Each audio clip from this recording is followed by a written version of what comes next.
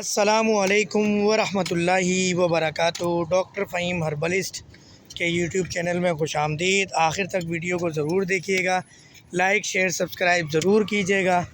और बड़े ही फ़ायदेमंद इस तरह के नुस्ख़ा इजात और पौधे जड़ी बूटियाँ, ताज़ी जड़ी बूटियों से मद्वियात बनाते हैं। आज का हमारा टॉपिक जो है वो ताज़ी जड़ी बूटियाँ हैं। आज का हमारा टॉपिक आग का पौधा है।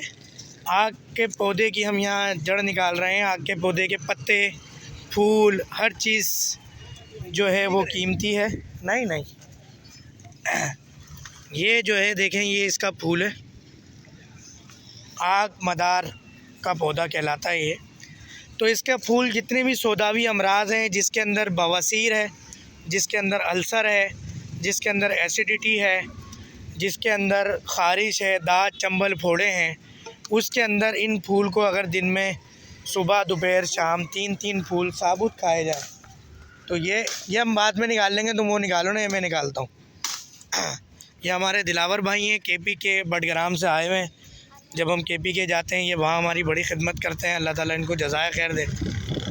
और आज यहाँ हमारी खिदमत कर रहे हैं, तो सीखने की जुस्तजू रखते हैं। तो बात हम ये कर रहे थे, आग मदार के ये फूल 3-3 फूल 3 वक्त अगर साबुत चबा लिए जाएं या निगल लिए जाएं, चबाए ना जाएं आपसे, तो इसमें आर्सेनिक होता है। तो इससे आपके सौदावी अमराज में कमी वाक़या होती है। इसके अलावा इसके पत्ते, वो शुगर के मरीज़ जो जिनकी शुगर बड़ी हो, इसके पत्ते, अच्छा इनको ना कभी भी पानी नहीं लगाना है, क्योंकि इसका मिजाज कुछ और है। पानी लगने के बाद इसकी तासीर ख़त्म हो जाती है। तो आपने ब्रश से, कपड़े से साफ़ कर लेने पत्ते या फूल।